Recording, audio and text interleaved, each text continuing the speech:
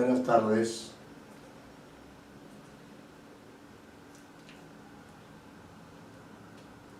This call is now being recorded. Muy buenas tardes. ¿Ya puedo comenzar? Sí, doctor, ya puede comenzar. Sí, muy buenas tardes. Acá estamos ya en el salón. Y lo que quiero decirles antes de comenzar la clase, y reiteraré el mensaje, me disculparán, pero obedece a que algunos de ustedes no deben dejar de ir al Classroom para registrar su asistencia. Por favor, estoy diciendo por segunda vez, ir al Classroom y registrar su asistencia. Bueno. Profesor, con el audio, el micrófono. Tengo el audio apagado. A ver, el audio. Ya está. Ya está, ¿no? Sí, ya, ahora doctor. sí pueden ir al Classroom para registrar su asistencia. Sí. Y ahora, a continuación, vamos a vamos a seguir trabajando con Julio Ramón Ribeiro. De esta manera iremos conociendo el arte de narrar de Ribeiro en el género del cuento, ¿no? Que es el que nos preocupa en esta primera gran parte del curso taller de crítica literaria. Desde ese punto de vista quiero decirles que en cierto sentido hemos concluido una etapa de la amplia trayectoria de Julio Ramón Ribeiro, ¿no? Hemos visto en la última clase, hemos hecho un análisis, hemos conversado, se han dado aportes muy interesantes, eso me ha satisfecho bastante. Hemos conversado sobre Ribeiro. Recuerden que en las últimas semanas nos concentramos en 3 cuentos del último libro de lo que nosotros llamamos la primera etapa de Julio Ramón Ribeiro. Yo creo que Julio Ramón Ribeiro se distingue en el plano de cuentista, de elaborador de cuentos, se distingue en 2 etapas, ¿no? 2 etapas, así como su vida también está repartida entre el Perú y Europa. En el plano de los cuentos, pero desde otro punto de vista, que coincide o no con la parte biográfica del autor o sus desplazamientos de uno a otro lado, desde ese punto de vista diríamos que Los Gallinados sin Plumas es su primer libro, oficialmente editado en 1955. Su segundo libro es Cuento de Circunstancias, ¿no? Cuento de Circunstancias, que se publica también en forma individual, igual que el anterior. Luego Las Botellas y los Hombres, ¿no? Esos son sus 3 primeros libros. Y un cuarto libro es 3 historias relevantes, dentro de las cuales ya hemos trabajado exhaustivamente con 3 de ellos, que son Al pie del acantilado, luego hemos trabajado el relato El Chaco, que hemos decidido dedicarlo como tema de examen parcial, y el cuento que acabamos de ver en la clase anterior, que se llama Fénix, ¿no? Fénix. Esos son los 3 relatos. Bueno, entonces lo que quiero decirles desde el punto de vista de la trayectoria de Ribeiro es que él publica pues estos 4 libros, ¿no? Entre el año 55 y el año 64, en que aparece Los Gallinazos sin Plumas. Bien, ¿qué ocurre, vamos a decir, entre 1964 y 1973, en que aparece Ribeiro presentando su obra de otro modo, sin abandonar el género del cuento, pero le da otra perspectiva para que los lectores lo sigan en su trayectoria narrativa. Y esta estrategia consiste en reunir los 4 cuentos, los 4 libros que ha publicado hasta el momento, hasta 1964, los 4 los reúne en lo que será, a partir de 1973, lo llamado la palabra del mudo, ¿no? Es decir, el año 73 Ribeiro decide, entre otras cosas, primero crear este término, la palabra del mudo, ¿no? Que en realidad es solo el nombre de toda la colección de cuentos, pero lo que hace luego diríamos, de crear esta expresión, la palabra del mudo, lo que hace es, diríamos, dar inicio a un proceso de edición de cuentos por tomos, ya no por volúmenes pequeños, volúmenes independientes, sino que reúne un cierto número de relatos y entonces crea un tomo. El primer tomo está constituido por los relatos de los 4 primeros cuentos que publicó él de 1955 a 1964, que los publicó en forma independiente. El año 73 reiteró la publicación ya de esos 4 libros conocidos por la crítica y que ya le dieron fama a Ribeiro, pero ya esta vez los reunió, los juntó, porque eran pequeños tomitos, y los reunió ya en un tomo mayor, que sería el primero de la serie de los cuentos completos de Julio Ramón Ribeiro. Esto quiere decir que Ribeiro se tenía fe, es decir, que ya había publicado en forma independiente 1, 2, 3, 4, hasta 3 historias relevantes, ¿no? Y estaba dispuesto a continuar esta tarea narrativa, esta tarea de creación de cuentos, pero ya insertándolos dentro de sendos tomos, ¿no?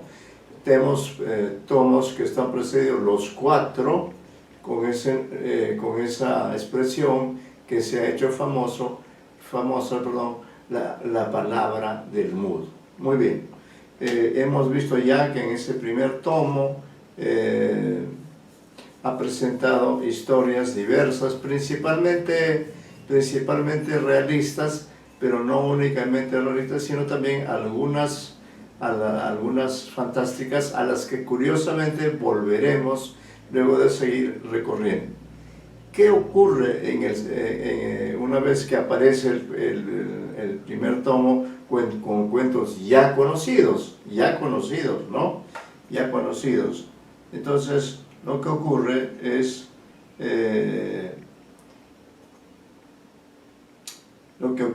es que da inicio a un nuevo tomo, ¿no? Un tomo así, por supuesto más chico que este, ¿no? Y en ese nuevo tomo, Ribeiro incluye, siguiendo un criterio que él había adoptado en su último libro de la primera etapa, que es las 3 historias relevantes, aquí reúne en el segundo tomo, ojo, en el segundo tomo, reúne 2 colecciones, ¿no? También con un cierto criterio, que lo indicaré a continuación. Reúne en un solo volumen, ¿no? Reúne 2 colecciones de cuentos. ¿Cuáles son esas 2 colecciones? Son las siguientes y aparecen en este orden. La primera sección se llama Los cautivos.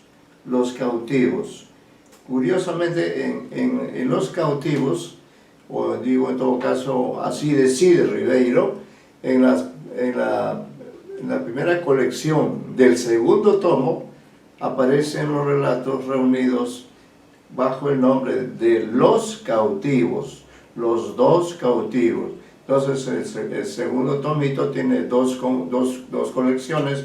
La primera de ellas se llama Los cautivos y está constituida por 12 cuentos, o sea que es una colección amplia, Los cautivos. Pero ¿qué tienen en común los cautivos? ¿Por qué los ha publicado dentro de una misma colección separada de la otra colección? Porque todos esos 12 cuentos, ¿no? Están ambientados en Europa. Recuerden que ya desde el año 52 Ribeiro conocía Europa y habiendo transcurrido ya 52, 62, prácticamente 20 años y un poco más, Ribeiro ya está más establecido en Europa, va y viene, pero decide publicar esta colección, repito, que se llama el segundo tomo, que tiene dos colecciones, una de las cuales es Los cautivos, a la que acabo de referirme, y la otra colección de ese mismo tomo se llama El próximo mes me nivelo, ¿no? También tiene un volumen apreciable de relatos, y es de este segundo volumen que ahora vamos a trabajar en forma de análisis, ¿no? En forma de trabajo con los cuentos. Y bueno, lo que quería decir también es que en el próximo mes me nivelo, ¿no? En ese libro, vamos a ubicarlo acá, también está. Acá ya esta es la división solamente en dos tomos, ¿no? Pero acá en el próximo mes me nivelo, voy a ponerlo acá en Los cautivos. En Los cautivos hemos dicho hay 12 cuentos, y en el próximo mes nivelo tenemos 1, 2, 3, 4, 5, 6, 7, 8, 9 relatos, si no me equivoco, 9 relatos, no sé por qué puse aquí 22, son 9 relatos, ¿no? Entonces, sumando las dos colecciones de La palabra del mudo, ahora llamémosla así a la colección, en La palabra del mudo, en el tomo 2 de La palabra del mudo, aparecen estas dos colecciones.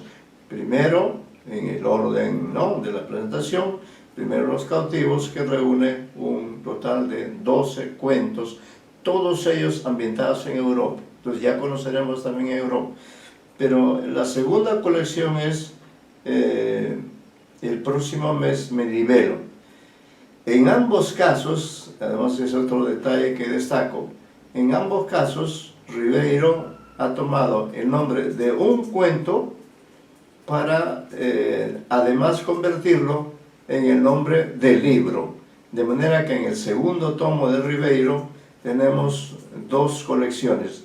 Una que se llama Los cautivos, así se llama, y reúne 12 cuentos, y luego la segunda sección que se llama El próximo mes me nivelo, es el nombre de un cuento, pero a la vez es el nombre de una colección. Y habíamos dicho que otra diferencia es que todos los cuentos ambientados en Los cautivos, todos están ambientados en Europa, ¿no? En Europa. Y en cambio, los del próximo mes me nivelo están ambientados en el Perú, ¿no? En el Perú. Por razones, diríamos,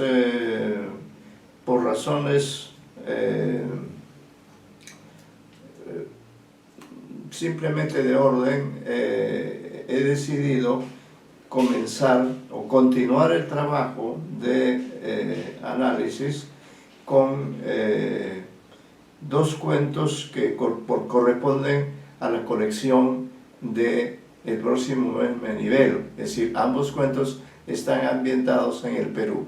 De alguna forma, sí, bueno, aquí también funciona, dentro de estos cuentos, que son 9, funciona el criterio de que todos ellos se ubican en el Perú. Y el primero que vamos a leer se llama Una medalla para Virginia. No sé si los alumnos tengan entre sus manos o tengan con ustedes el relato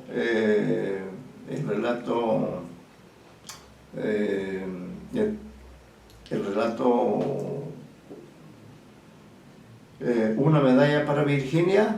¿Lo tienen ustedes? Sí. Yo les anuncié que íbamos a trabajar con estos dos relatos. Una medalla para Virginia, así se le llama el relato, ¿no? Ese es el relato que vamos a leer una medalla para Virginia. Es el primer cuento de la sección.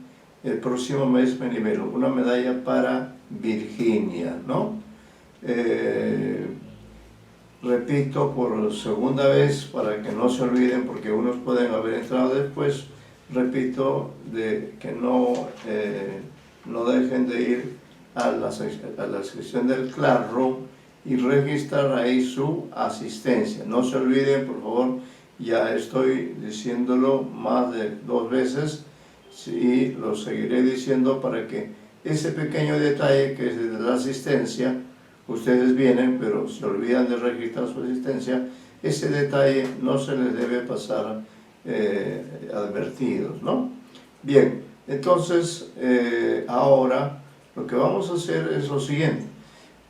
Como no hemos podido organizarnos porque es complicada pero en todo caso la estructura de una medalla para Virginia es más sencilla que la de Fénix, ¿no? Que nos creó un problema porque nos obligó a reconocer a varios personajes y ustedes participaron identificando a esos personajes.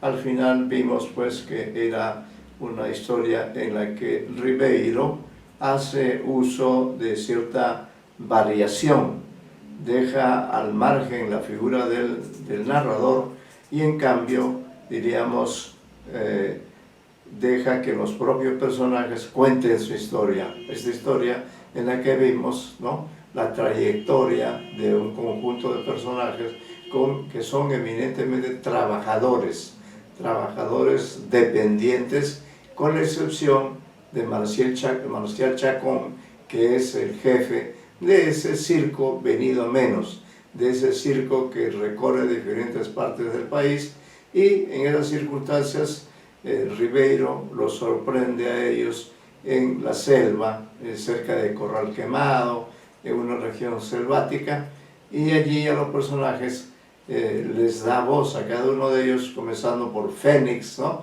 personaje emblemático, creo yo, personaje notable, que está sujeto a la explotación por parte de Marcial Chacón. En este cuento de 3 historias sublevantes, felizmente diríamos el hombre bueno pero pobre, el hombre bueno pero explotado, es el que reivindica a sus demás compañeros explotados, haciendo que en una situación en la que de por medio hay disfraces, ¿no?, es decir, Marcial se disfraza de Fénix y el verdadero Fénix se disfraza del oso. Entonces, dada esta circunstancia, el falso oso, es decir, Fénix, el que está disfrazado de oso, termina matando al que supuestamente era Fénix, pero no era Fénix, sino era Marcial Chacón. En ese forcejeo de fuerzas, Fénix termina quitándole la vida a Marcial Chacón. Y recuerden que en la última secuencia vemos a un Fénix liberado de todo este pasado oprobioso de pobreza, de explotación, de abuso de Marcial Chacón y de liberación. Él se siente libre, ¿no? Entonces esta también es sin duda una historia sublevante, porque en ella, como en las 2 anteriores, en el Chaco y también al pie del acantilado, ve que hay personajes peruanos pobres. Algunos de ustedes, me parece que era Vizcarra, hacía referencia a la cuestión cultural, ¿no?, al buen salvaje, Acá también, de alguna manera, en este relato Fénix, hay un buen salvaje, porque hay un oso, ¿no?, un oso que además está en situación de cautividad. Es un oso cautivo a quien también han incorporado al plantel del circo para que realice ciertas proezas de fortaleza, ¿no? Bajo ese sistema ha estado trabajando no sabemos cuánto tiempo, pero lo que nos cuenta Fénix como relato en sí es la última, diríamos, oportunidad en que probablemente ese circo, con esta acción, este circo se destruye, ¿no?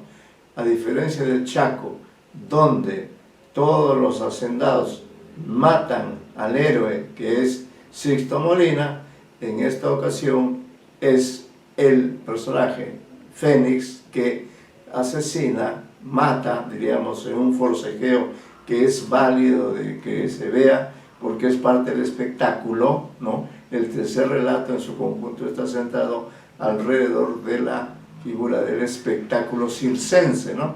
Y en circunstancias, como ya dije, Fénix disfrazado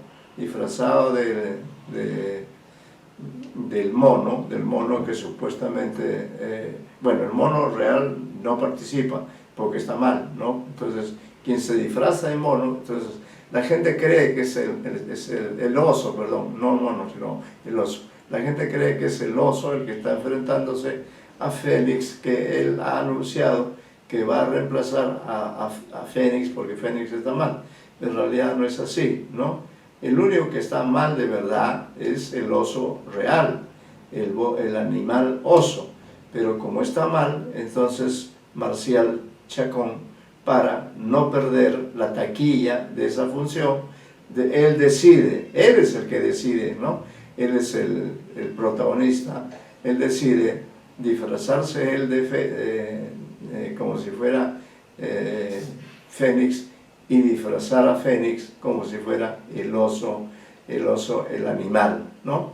Ocurre la pelea que hemos visto a través del relato y finalmente, como les digo, con una mayor fuerza y además seguramente con un deseo de venganza, Fénix termina matando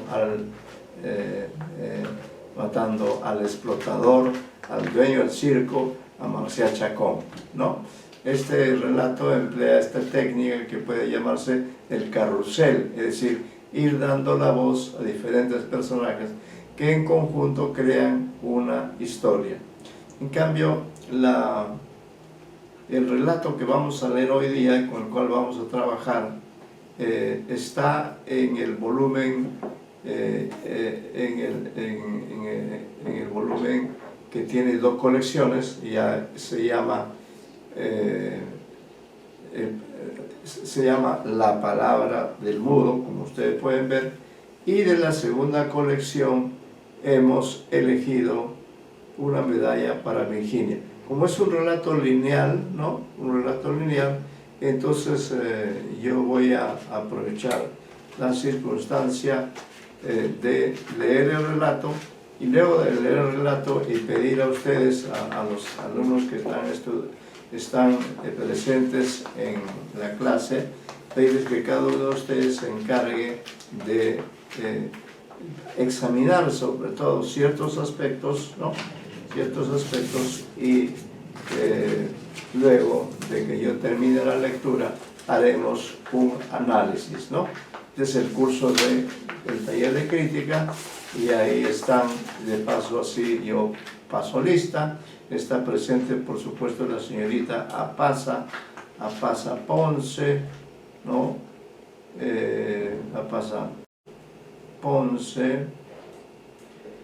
Ahora voy a preguntar algo, a ver si es posible. Apasa Ponce, luego Arias ya no viene, De Lao sí está presente, De Lao también está presente, De Lao Quispe.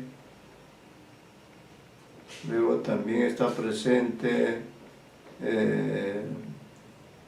Maldonado,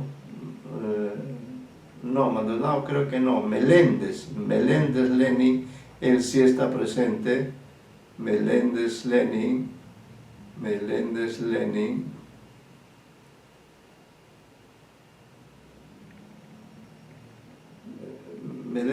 sí, Meléndez Castillo, Lenin es su nombre, Lenin con doble N, curiosamente, para diferenciarse del otro Lenin histórico, ¿no?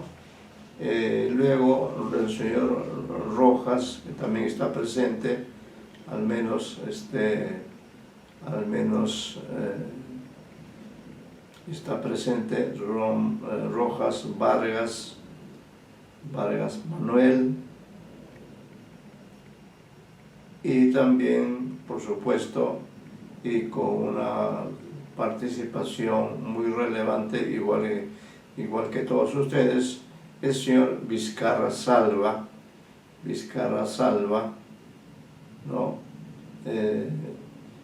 Bien, entonces, aquí he anotado, a ver, Vizcarra Salva. Yo voy a encargar a cada uno de ustedes ciertos aspectos del relato, ¿no? Entonces, vamos a hacer lo siguiente. Al señor Delao le vamos a encargar sobre todo que al leer yo el relato, el señor Delao especialmente, disculpen la redundancia, pero especialmente se encargue de resolver frente a qué tipo de narrador estamos. ¿Es igual al de Fénix, por ejemplo? Creo que no.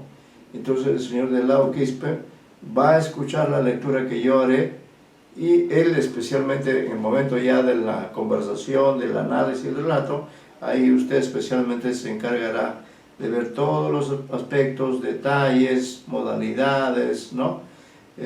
Todo lo que tenga que ver con el narrador. ¿Quién narra esta historia? ¿No? ¿Quién narra? ¿Desde qué persona narra? Luego,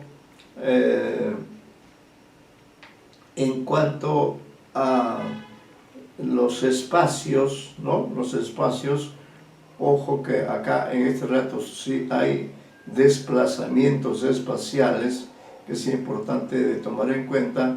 Le pediremos a la señorita Apasa que se encargue de ver especialmente dónde ocurre, porque este relato, no es ningún secreto decirlo, tiene, vamos a decir, 2 o 3 secuencias. Entonces, en cada una de ellas, ¿no? En cada uno de estos espacios hay un conjunto de personajes. Ese aspecto de cómo se distribuye la historia en el plano espacial se lo vamos a encargar a la señorita Apasa, y de paso puede ver también algunos objetos, ¿no? Que están ubicados en ese ambiente y que sirven para caracterizar con verosimilitud los relatos. Luego, a Meléndez Lenin, que esperemos que esté allí, vamos a encargarle al señor Vizcarra, vamos a encargarle la función de ver los personajes, ¿ya? Al señor Vizcarra, él se encargará de darnos cuenta, después de la lectura que yo haga, de qué características tienen los personajes, quiénes son, cuántos son, y luego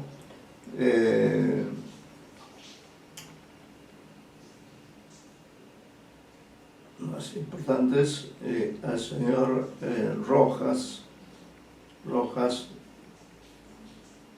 también está el señor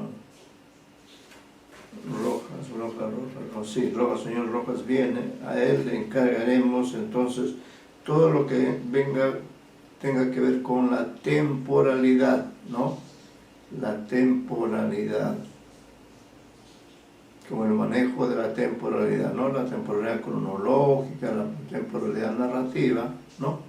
Sí, muy bien. Entonces, así procederemos en ese lugar. Y a Meléndez vamos a encargarle,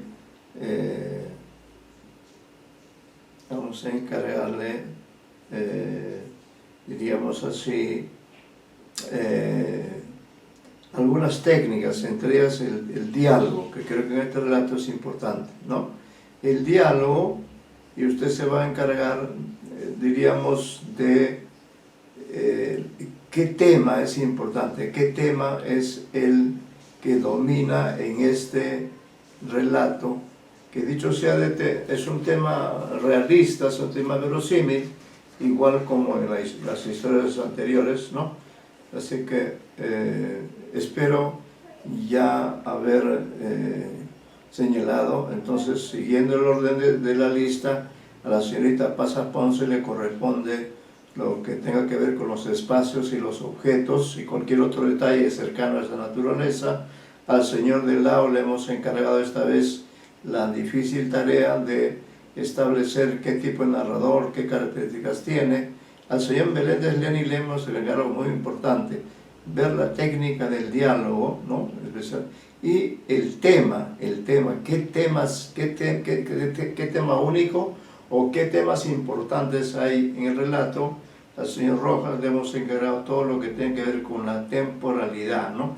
Cómo hay una sola historia, hay dos historias, cómo maneja la temporalidad, porque siempre en todo relato hay un tiempo, hay un espacio que hemos preferido separarlos, ¿no? Que la temporalidad siempre estará ligada a la espacialidad, pero sobre todo queremos ver cómo se maneja el tiempo en este relato. Y en cuanto al señor Vizcarra, a él por favor le encargamos la lectura, el análisis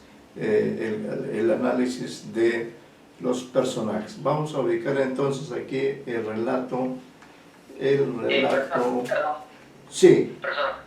Sí, no, yo creo que a mí no me llamó, o no sé si me llamó. Ah, ya, discúlpeme, usted es el señor Ignacio, ¿verdad? Estábamos olvidando al señor Ignacio, probablemente porque en la clase anterior no vino, no lo sé.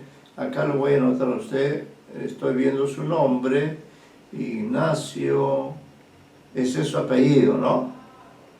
Sí, así es. Ignacio, su segundo apellido es con R, y usted se llama Frank Salvador, ¿correcto? Sí, así es. Frank Salvador, ya. Entonces, al señor Frank Salvador, ya, también le vamos a encargar la cuestión de, diríamos,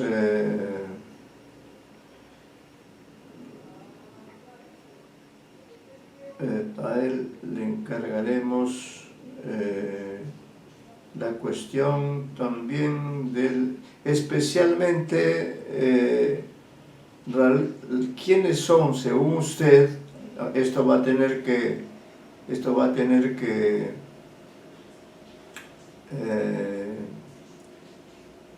vamos a ubicar el relato para que el propio relato nos sugiera el tema que le vamos a terminar de dar al señor Ignacio, que también asiste al curso 457, un momentito por favor, 457, aquí está, ya. Yo voy a ser el que lea el cuento, pero que quienes van a analizar el cuento en relación a estos aspectos van a ser ustedes, ¿no? Ustedes, sí. Yo voy a simular la voz de los personajes, ¿no? Yo voy a leer el relato, con todos sus aspectos, con todas sus palabras, pero he encargado a ustedes determinadas tareas, ¿sí? Entonces, al señor, le vamos a encargar un tema específico, el contraste que hay, ¿no? El contraste que hay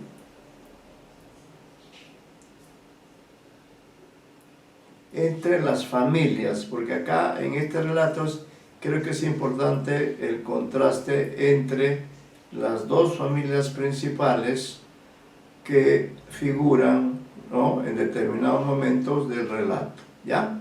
Así estamos, entonces ya estamos acá, Apaza, del Lao, Meléndez, Rojas, Vizcarra, Ignacio. Entonces yo soy el lector y ustedes son los que analizan de acuerdo a estos criterios. Si quieren agregar algún aspecto que yo no haya considerado en esta lista de asuntos por analizar, lo anoten nomás.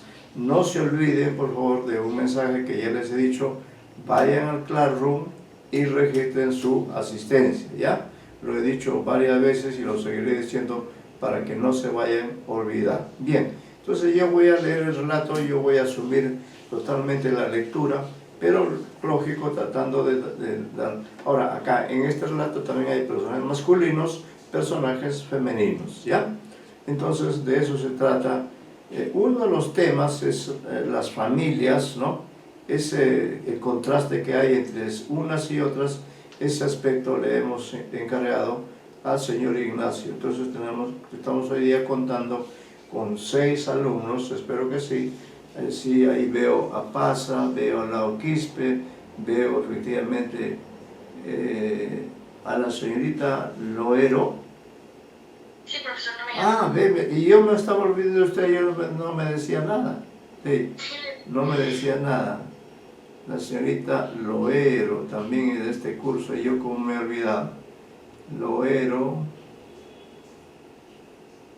Nayeli, claro que sí, ¿ves cómo me he olvidado? No, Nayeli, sí. Entonces,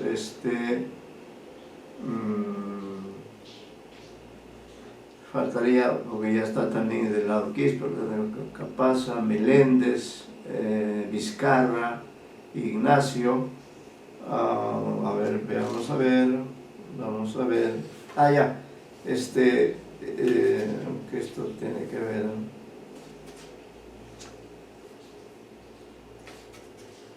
Sí. Usted va a encargarse, señor Nayali, de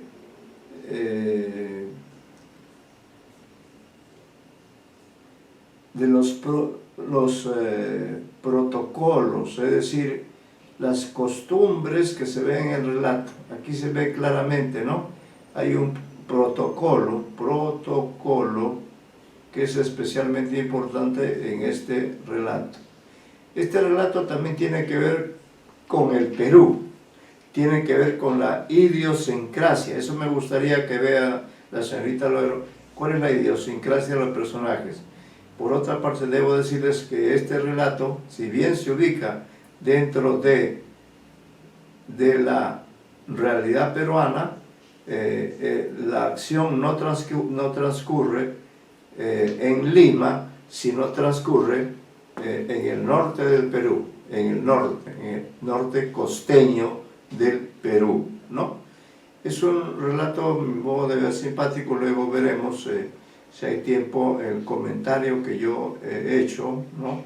Es un relato, no es tan extenso, así que concéntrese en seguir la historia y además ir tomando notas a cada uno de los aspectos a los que cada aspecto que hemos encargado a ustedes, y luego, desde que yo termine la lectura, haremos ese seguimiento o haremos esa comprobación del modo en que ustedes han analizado estos aspectos. Muy bien. Comienzo entonces la lectura a las 3:10, leí, y luego vamos al comentario.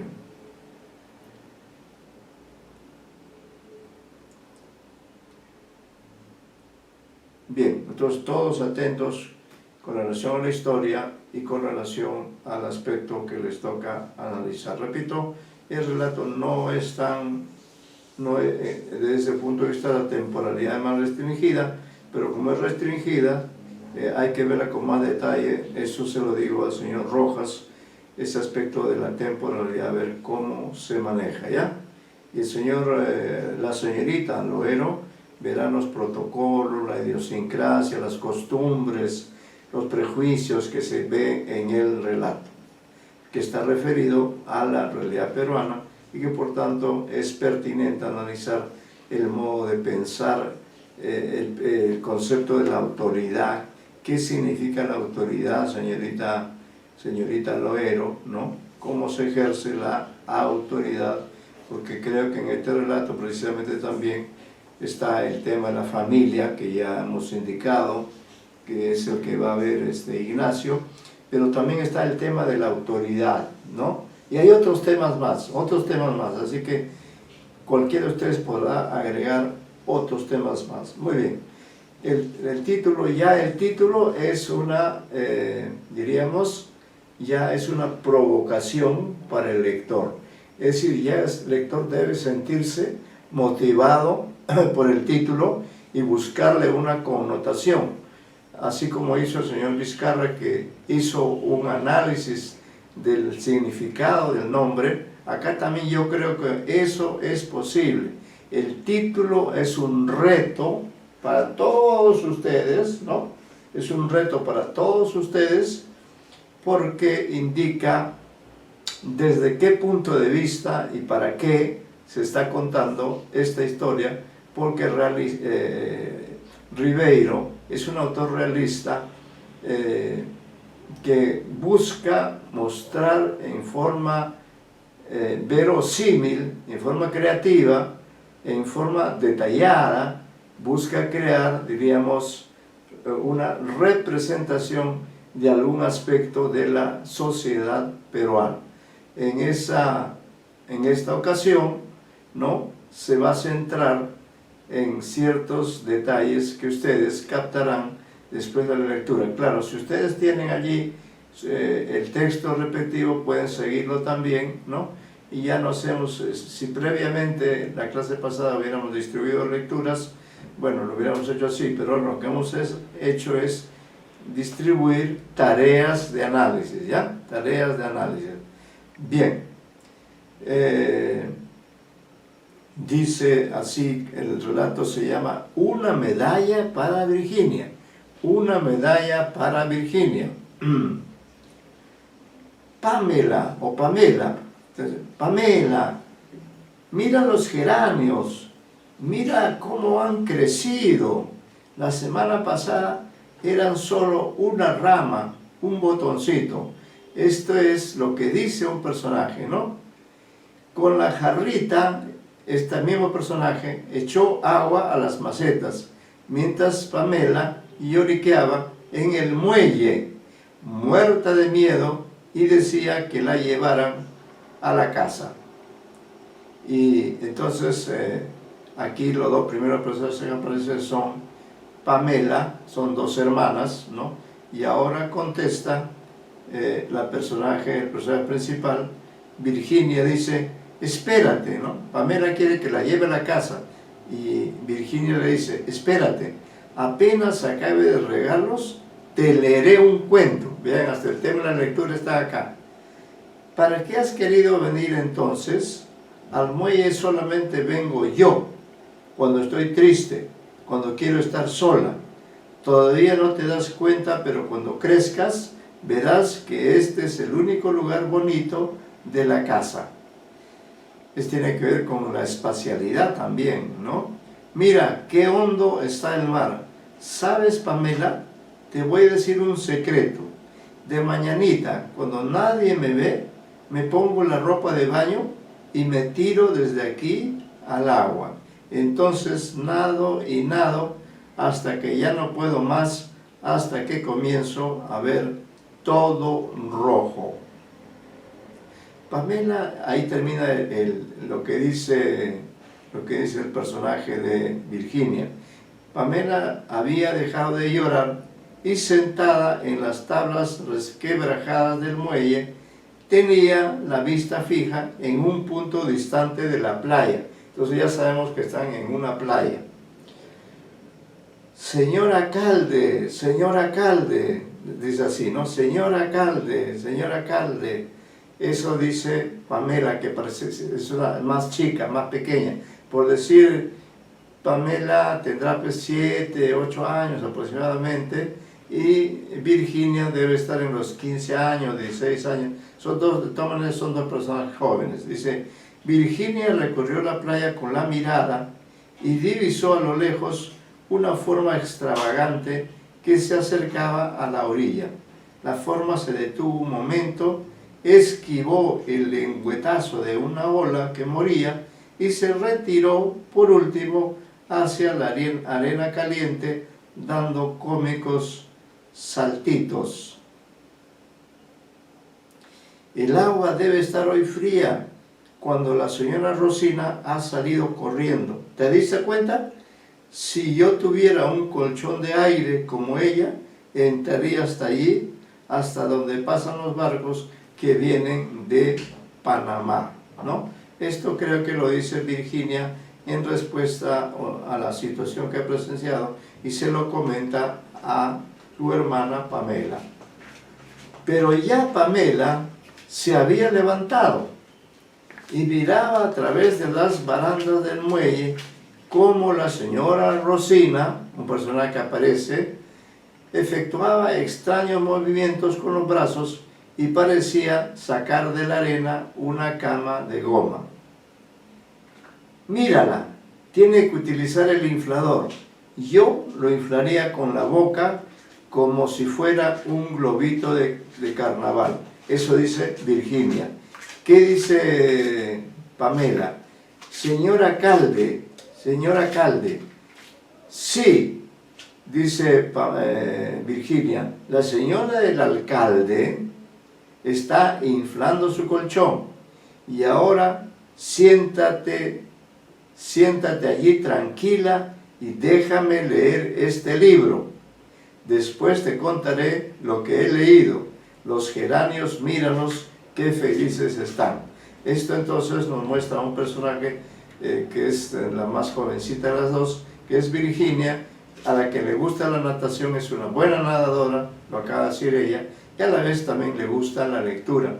Por eso ofrecía contarle un cuento a su hermana Pamela. En cambio, Pamela está más bien interesada en observar a alguien a quien llama, dice señor alcalde, ya ustedes van a comprender después qué significa esta expresión. Terminó ahí la primera secuencia entonces, y luego continúa en la playa, dice, cuando el colchón, este es el narrador, cuando el colchón estuvo inflado, la señora Rosina lo levantó en vilo, ¿no? Lo levantó en vilo, lo levantó en alto, y mientras caminaba hacia el mar, contempló sus piernas, donde la edad comenzaba a hacer sus estragos. En los muslos, la piel, se le temblaba bajo la presión interna de bolitas de grasa, y más abajo en las pantorrillas aparecía la marca azul de las varices. Aquí el narrador se ha concentrado en ofrecer la imagen de una señora adulta, que es la señora Rosina, cuya importancia también es visible en el relato. Después de mirar a uno y otro lado, sigue hablando de Rosina, el narrador, contenta de no tener testigos, lanzó su colchón al mar, y ella misma se dejó caer en la primera ola, echando el cuello hacia arriba para no mojarse el cabello. De 2 brazadas alcanzó al colchón, se trepó encima de él y moviendo los brazos como paletas se internó mar adentro. Era su ejercicio cotidiano. Gracias a él había perdido un poco de vientre y su marido, antes de partir hacia Lima, en una de sus misiones, la había observado la última noche mientras ella se desvestía con una mirada visiblemente perpleja. Todo esto se está describiendo a el personaje Rosina, que ha aparecido en tercer lugar. Seguimos con ella. Cuando su colchón sobrepasó el muelle, se puso de espaldas en él. Los tumbos eran suaves. Como no era época de temporada, los nadadores no podían importunarla. Cerrando los ojos, se dejó mecer en el mar. Luego aparece, se cierra ahí la visión de Rosina y otra vez aparece Pamela que dice, señor alcalde, señor alcalde. Pamela señalaba un punto lejano en el mar, o sea que Pamela está observando a la señora Rosina. Virginia dejó su libro, miren cómo se ubica a Virginia, siempre relacionada con el libro, con la lectura, con la natación. ¿Quieres que te lleve a casa? Déjame en paz, Pamelita, dice Virginia, la coprotagonista. No está, señor alcalde, dice en su media voz, dice Pamela, dice, no está, señor alcalde. Virginia se levantó para coger a su hermanita del brazo, es más pequeñita, 5 años, así, pero este brazo seguía extendido hacia el mismo punto, pues el mismo punto lejano. En los ojos de la pequeña había una lucecita de ansiedad. Rápidamente Virginia volvió la cabeza hacia el mar y pudo ver a lo lejos el colchón de aire, sin su carga humana, mecido por los tumbos, al mismo tiempo que escuchaba un grito y distinguía un remolino alrededor de un brazo que se hundía. En un instante Virginia se había quitado su vestido y sus sandalias. «¡Corre a la casa! ¡Llama a papá!» Y desde lo alto del muelle se lanzó de cabeza al agua, describiendo una perfecta parábola. Quiere decir que Virginia se ha dado cuenta que la señora Calde, que así la llama Pamela, está en peligro de ahogarse, se está ahogando. Entonces aquí el narrador sigue a Virginia y dice: vigorosamente comenzó a nadar hacia el anillo espumoso que había dejado el cuerpo al hundirse, mientras veía que el colchón vacío avanzaba hacia ella en la cresta de un tumbo. Se dio tiempo para echar una mirada circular hacia atrás y pudo percibir el muelle, donde Pamela seguía de pie, aferrada a la baranda, y la playa atacada en ese momento por una ráfaga de voraces patillos. Del remolino quedaba solo una onda que la resaca iba deshaciendo. Virginia buscó su vórtice y, llenando de aire sus pulmones, se sumergió. Con los ojos abiertos describió varias espirales, sintiendo una quemazón en las pupilas. Al fin, en ese elemento vidrioso y turbio que la comprimía, distinguió una pierna deforme por la refracción, que parecía trazar un lánguido paso de baile. Saliendo a la superficie, volvió a respirar y volvió a hundirse. Sus dos manos tocaron el cuerpo inerte y tiraron de sus brazos, que se escurrieron luego del manojo de pelos que resistió, y pronto, al seguir tiritando, sintió que la masa se elevaba, como si desde abajo la hubieran impulsado. Un momento después estaba en la superficie luchando con ese fardo frío que se deformaba entre sus brazos y parecía negarse obstinadamente a la flotación. Todo esto es el accionar de Virginia salvando a la llamada señora Calde, ¿no? Dice: pasándole un brazo por el cuello, pudo mantener a la ahogada de espaldas y con el otro brazo, lanzándolo rítmicamente hacia atrás, fue nadando hacia la orilla. Mientras salía, iba contando los soportes del muelle. Pamela ya no estaba y miraba a veces ese rostro que tenía tan cerca y que, abandonado de la vida, se veía horrible. Estaba lleno de espinillas, además, y su dentadura era abominable, ¿no?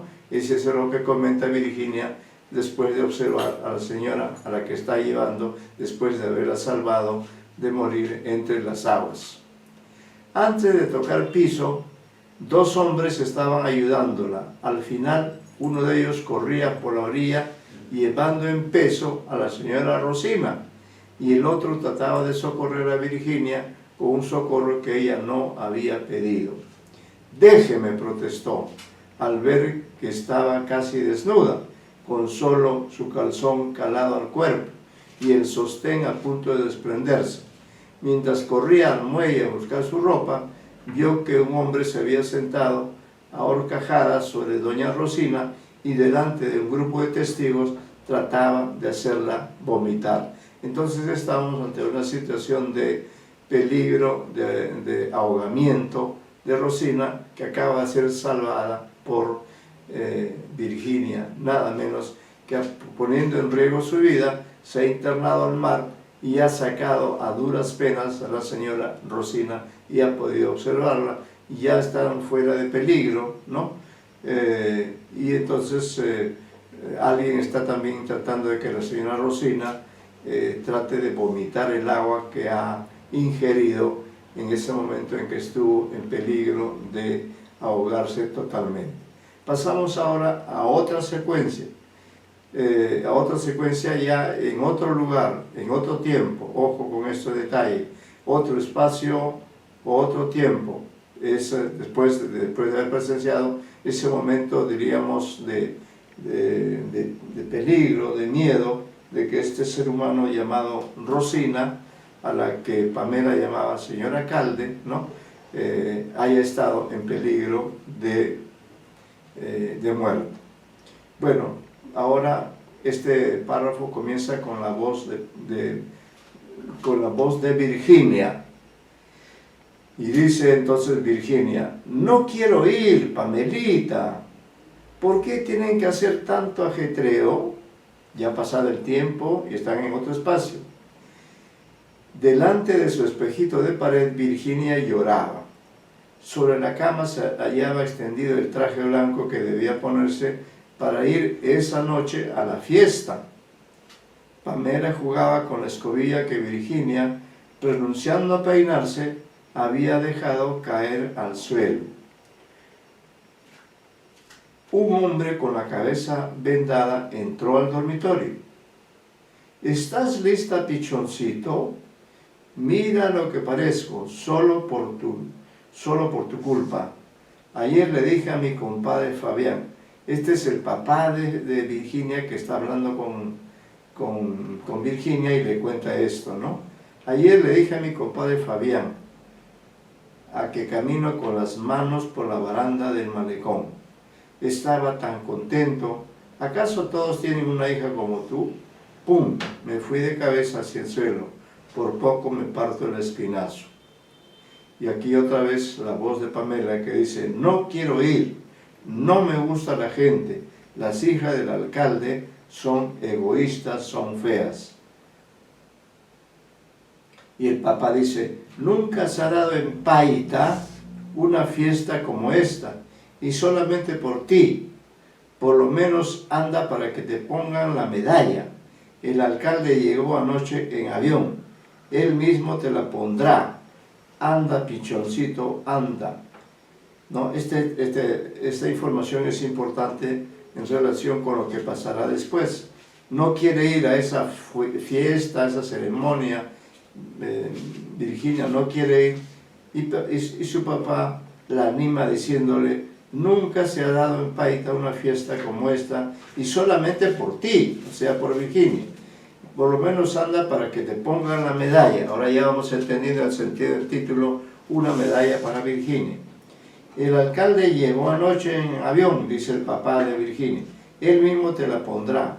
Anda, pichoncito, anda. Una señora gruesa entró sofocada. Esta debe ser la mamá de Virginia. Dice: el alcalde ha mandado su carro.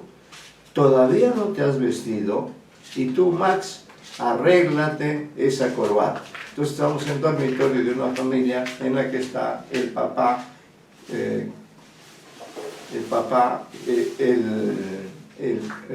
que se llama Max, está Virginia, está la mamá que acaba de entrar, la madre de Virginia, y todos están arreglándose, como nos pasa a nosotros también, ¿no?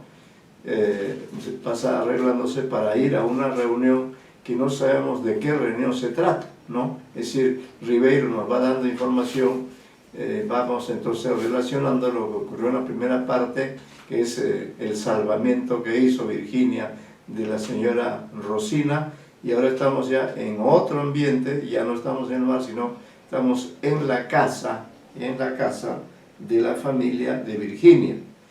Entonces ahí vemos que la mamá de Virginia dice: el alcalde ha mandado su carro, ¿todavía no te has vestido? Y tú, Max, arréglate esa corbata, ¿no? Se dirige la mamá, como buena mamá, se dirige a la hija y se dirige también al esposo. Virginia miró a su madre y sintió nuevamente ganas de llorar. Esta es la reacción de Virginia. Ese sombrero te queda mal, mamá, es enorme, tiene las alas caídas. Y la señora dice: es el único que tengo. Si tu papá se diera el trabajo de comprarme otro, ¿vas a venir a la sala, Max? Deja que la chica se vista. En 5 minutos tienes que estar arreglada, le dice la mamá a Virginia. Sus padres salieron discutiendo. Virginia cogió su traje con ambas manos y lo observó con lástima. Era horrible, estaba almidonado, tenía un lazo lila en la cintura y una flor de terciopelo en el escote. Termina ahí esta secuencia en la casa de Virginia, su papá, su mamá. No está, dicho sea de paso, no, sí también está Pamelita, pero ella no le hace el mayor caso porque es la más pequeña. Vamos ahora a la siguiente secuencia que ocurre en la casa del alcalde, ¿no? Entonces hay desplazamientos espaciales que deberá tomar en cuenta especialmente la señorita Apaza. Desde el atardecer de su otra secuencia, la casa del alcalde estaba iluminada. Ya las buenas familias de Paita circulaban por los salones buscando qué beber o dónde sentarse. Cerca de la entrada, los notables fumaban y conversaban ruidosamente. ¿Y a qué se dedica el viejo Max ahora? Están hablando del papá de Virginia, ¿no? Sin que esté presente Virginia ni la familia. Están hablando estos señores que están ya en la casa del alcalde. Y el otro dice, yo lo veo mucho por los bares, parece que es imbatible jugando billar. Y siempre viven en esa casona del muelle que está a punto de venirse abajo. Pregunta el otro señor, ¿no? Luego aparece un hombre alto, bien conservado, con las sienes grises, iba de un grupo a otro, saludando con gravedad, invitando cigarrillos o dirigiendo con un gesto de la mano la distribución de los alcoholes. ¿Cuánto duró el viaje, señor alcalde?, le preguntaron. 2 horas, el avión es algo formidable. ¿Y el telegrama llegó a tiempo? Ayer en la tarde. Me produjo una impresión terrible. No era muy claro. ¿Me disculpan un momento? ¿No? Y también por ahí está el párroco, porque dice, está abatido nuestro alcalde, dijo el párroco. Parece que ha envejecido 10 años. No es para menos. Estuvo a punto de quedarse viudo. ¿Es verdad que al viejo Max lo mantiene su mujer? Lo que lo mantiene es la cerveza, ¿no? Son comentarios ya en la reunión en la casa del alcalde. Bajar la voz, que ahí están. Entonces llega esta secuencia, que es parte de la anterior, ¿no? Llega a la casa Virginia y sus familiares. Por eso el narrador se esmera en presentar a Virginia, que está ingresando en la casa del alcalde. Virginia entraba escoltada por sus padres. El alcalde salió a recibirlos, secundado por los notables. ¿A quiénes se llaman notables? Hubo un interminable rumor de felicitaciones. Los demás invitados se habían agolpado en la puerta. Virginia alcanzó a divisar entre el tumulto, al fondo de la sala, a las 2 hijas del alcalde, que inmóviles en sus trajes de fiesta, esperaban de pie al lado de una consola. Virginia avanzó rectamente hacia ellas y se detuvo a pocos pasos. Las 2 muchachas se consultaron entre sí y le extendieron la mano, las hijas de la señora que casi se ahogó. Te agradecemos lo que has hecho por mamá, dijo una. Eres la heroína de Paita, añadió la otra. Virginia miraba sus vestidos, sus peinados. Y por ahí aparece el padre, dice el padre de Virginia, dice, yo le enseñé a nadar, gritaba su padre en la terraza. No exagero el decir que para mí debía haber también una medalla. El alcalde se acercó a Virginia y a sus hijas. Invítenle algo a la chica y disculpe que mi esposa no salga todavía. Se está terminando de arreglar. Está un poco fatigada además. Se refiere a Rosina, que fue la mujer que el día anterior casi se ahoga. Virginia se dio cuenta de que parte de los invitados la habían seguido y desde cierta distancia la observaban con curiosidad. Más atrás su padre había comenzado a beber con los notables y su madre, sentada en un rincón sola, se acomodaba con la mano el ala de su sombrero. ¿Quieres un refresco?, preguntó una de las hijas del alcalde. Virginia rehusó y trató de acercarse a su madre. Vio entonces que en un salón contiguo un grupo de muchachas estaban sentadas en unas sillas alineadas contra la pared y que una veintena de muchachos conversaban pegados a la pared del frente, aparentemente distraídos, pero en realidad alertas, vigilando de soslayo a las muchachas. Apenas la orquesta atacó el primer vals, los muchachos se lanzaron a través del piso encerado hacia las sillas y sin transición empezó el baile. Virginia misma, sin saber cómo, fue arrebatada por un mozo del lado de su madre y entró en el torbellino. A pesar de que el salón era grande, las parejas estaban apretujadas. Solo le alcanzaba a distinguir las caras sudorosas de los hombres y los peinados vacilantes de las mujeres. En los breves intervalos entre dos piezas pasaban sirvientes con bandejas de bebidas. Algunos bailarines, por comodidad, conservaban su vaso en la mano. Virginia trató inútilmente de zafarse del baile. Los jóvenes paiteños le hacían descaradamente la corte. Todos, sin excepción, al bailar con ella, le pedían que les relatara cómo había salvado a doña Rosina y terminaban diciéndole que querían también ahogarse solo por estar en sus brazos. Virginia les respondía maquinalmente. Su mirada, entre la vorágine de cabezas, buscaba la vendada de su padre o la tocada con el horrible sombrero de su madre. Es evidente que Virginia, disculpen, está incómoda en ese ambiente que no es el suyo.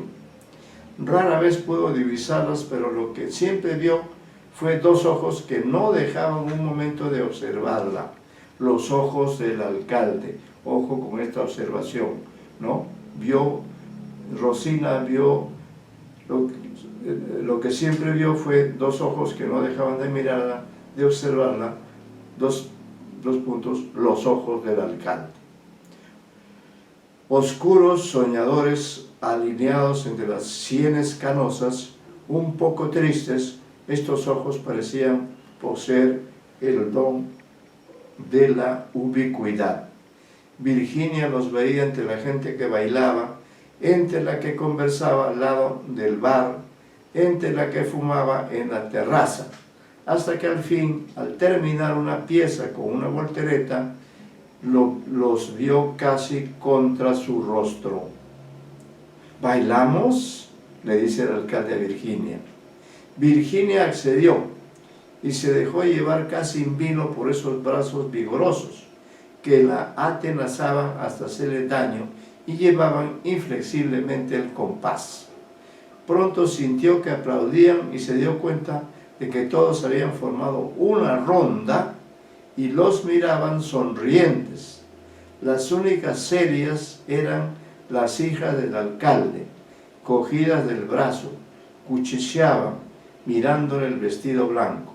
Y la señora Rosina, es decir, la que casi se ahoga, que había aparecido por una puerta interior un poco asombrada, llevando un maquillaje excesivo que en lugar de restaurar sus rasgos, parecía subrayar su deterioro. Alguien pidió otro baile, pero se había dado seguramente una orden, pues la orquesta no siguió tocando, los concurrentes pusieron rostros graves y el propio alcalde tuvo que exhortar al padre de Virginia para que no hiciera tanto ruido y se acercase al pie de la lámpara.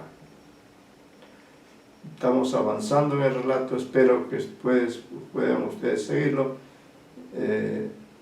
Falta todavía algunas páginas, pero entonces va a comenzar un momento especial en que en esa fiesta, dice,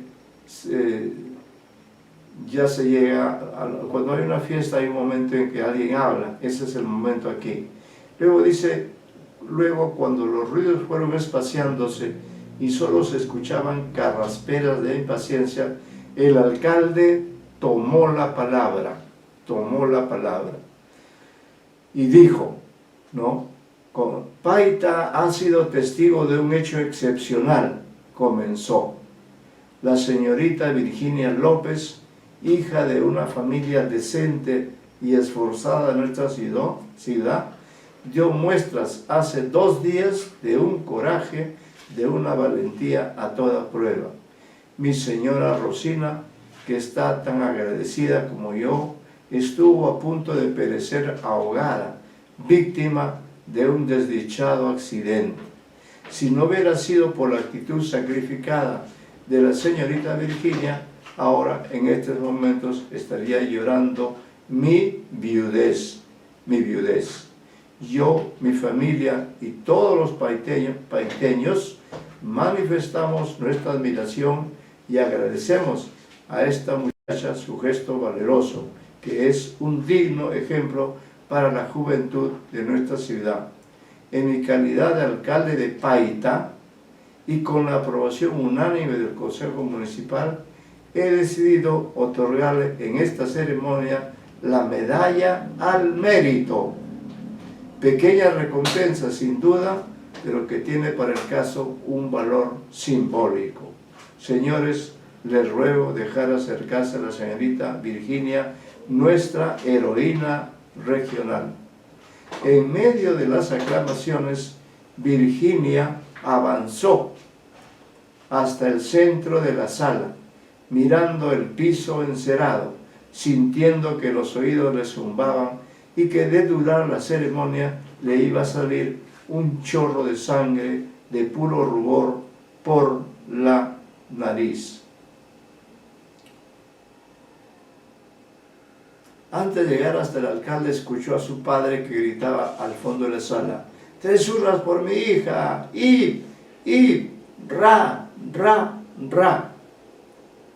«Señorita López», le dijo el alcalde avanzando las manos, «se ha hecho usted acreedora a la medalla más codiciada de nuestro ayuntamiento». Sus dedos vacilaron un momento sobre el escote y al fin, al lado de la rosa de tela, encontraron el sitio donde quedó colgada la medalla. «La primera pieza para mí», gritó su padre, el padre de Virginia, cuando la orquesta comenzó nuevamente a tocar, esta vez una polca, y los muchachos se precipitaban sobre sus parejas. La propia señora Rosina, a pesar de las recomendaciones de su médico, aceptó bailar una pieza con su marido y la fiesta continuó su ronda entre brindis, bromas y bramidos. A medida que pasaba el tiempo, sin embargo, las circunstantes parecieron olvidar el motivo de esa reunión y extraños clanes se fueron formando en la casa.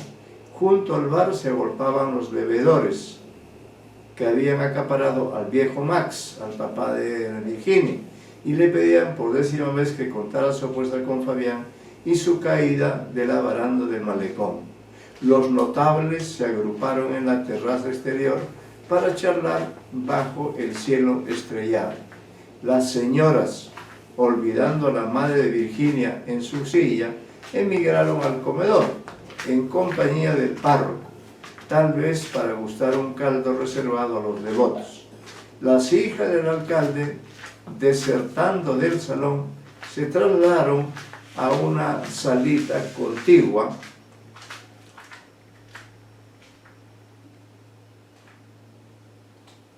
con los hijos de los hacendados y organizaron allí una fiesta dentro de la fiesta, al son de un tocadiscos. la orquesta había partido. Virginia se dio cuenta de pronto de que estaba sola en medio de esa fiesta dada en su honor, sola entre sirvientes que bostezaban y muchachos que al comienzo tan galantes erraban ahora borrachos por el salón, abrazados, desmemoriados, entonando canciones estridentes. Desazonada, buscó un lugar donde refugiarse. En el fondo del salón había una mampara entreabierta. Al cruzarla se encontró en una terraza interior, fresca, penumbrosa, separada por una baranda de lo que debía ser una huerta. Un jazminero trepador se enroscaba en los soportales del tejado. Virginia distinguió una mecedora de mimbre y se dejó caer en ella, suspirando, respirando a pleno pulmón el aire marino de Paita. Hasta allí llegaban solo rumores fragmentarios de la fiesta, voces quebradas, de vez en cuando alguna risotada. De pronto tuvo la impresión de que alguien más había en la terraza. Al mirar hacia un extremo, distinguió al alcalde de pie, con un cigarrillo en la mano y un vaso en la otra, observándola. Tal vez se había refugiado allí antes que ella, tal vez la había seguido. Luego lo vio acercarse, tirando al avanzar su cigarrillo por encima de la baranda. Este es el diálogo entre el alcalde y Virginia. Cansada ya de bailar, tomando el fresco, dice el alcalde. Virginia se puso de pie y miró hacia la mampara. No se vaya, prosiguió el alcalde, no se vaya, por favor. He salido a respirar un poco de aire. Francamente no me gustan estas reuniones. Tanta gente, tanto ruido. Uno no sabe qué hacer, dónde meterse. Si me he animado a dar esta fiesta es porque quería hacerle público mi agradecimiento. Al decir esto, sorbió un trago de su vaso y señaló la huerta. Son naranjos y guayabos, los sembró mi padre. ¿Le gustan a usted las frutas? Virginia asintió con la cabeza. Cualquier día puede venir a llevarse una canasta. Aquí se caen al suelo y se pudre. ¿Le gustan las flores? Este es un jazmín de Indias. ¿No siente cómo perfuma? Yo tengo 3 macetas con geranios, dijo Virginia. Toda la mañana las riego, están en el muelle. El alcalde quedó silencioso. El geranio es una bella flor, dijo al cabo de un rato. No perfuma mucho, pero dura. Es una flor popular.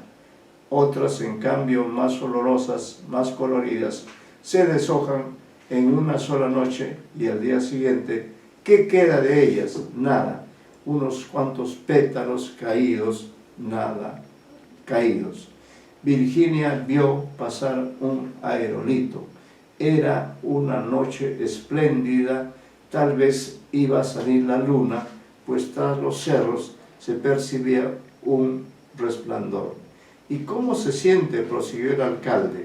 ¿Cómo se siente en su papel de heroína de Paita? Dígame, ¿fue muy difícil? ¿No tuvo usted miedo? Virginia dijo que un poco, cuando al zambullirse el brazo de doña Rosina se le escurrió y creyó entonces que no podía salvarla. El brazo se escurrió, repitió el alcalde. ¿Y qué más? ¿Qué hizo usted?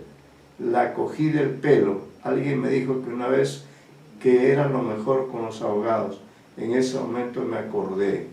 Claro, se acordó, murmuró el alcalde, sorbiendo el concho de su vaso. ¿Ya? Bueno, ahí nos vamos a quedar, por favor, en esta escena. Esta es una escena en la que está el alcalde, sin duda está cortejando a Virginia, ¿no? Y ya sabemos, bueno, todo lo anterior, ya les he dado una información, pero vamos a quedarnos aquí cuando los dos están allí en un lugar apartado y hay este diálogo entre ambos personajes. Entonces no se olviden de estar presentes en la próxima clase y de haber tomado nota de todos los aspectos que yo solicité que tomaran en cuenta. Nos vamos a quedar ahí, pero por último quiero repetir este mensaje que tenía que dar, que vayan al Classroom y registren su asistencia. Entonces, por hoy nos estamos quedando aquí en esta escena clave que ya nos lleva hacia el clímax y el desenlace de esta historia. Ahí nos quedamos, continuamos mañana con la lectura y el análisis que cada uno dará a ustedes de este relato. Hemos entonces casi terminado, todavía no hemos terminado el relato, ya noté que nos estamos quedando en la página de mi ejemplar, nos quedamos, digo aquí, en la página, nos quedamos en la página 466 del ejemplar que manejo, que es un ejemplar de doble volumen, ¿ya? Entonces ahí nos quedamos y mañana continuamos hasta terminar y luego vamos al análisis con el aporte de todos ustedes. Muchas gracias, muy buenas tardes. No se olviden de traer sus ejemplares del cuento.